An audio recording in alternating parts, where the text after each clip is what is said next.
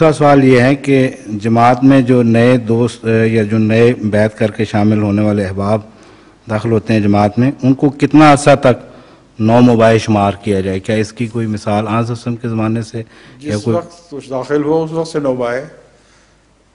سے نو مباح شمار ہوگا، یہاں تک کہ اس کے عمل سے، اس کے کردار سے پختگی ثابت ہو جائے، وہ ڈھل مل یقین نہ رہے اور پوری طرح اس کو اطمینان ہو جائے احمدیت پر، تو پھر وہ اس کو نو احمدی نہیں کہتے۔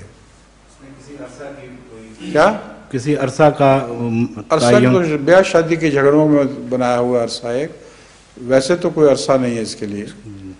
کوئی انسان پوری طرح یقین پہلے حاصل کر چکا ہوتا ہے اور پورے اطمینان سے احمدیت میں داخل ہوتا ہے۔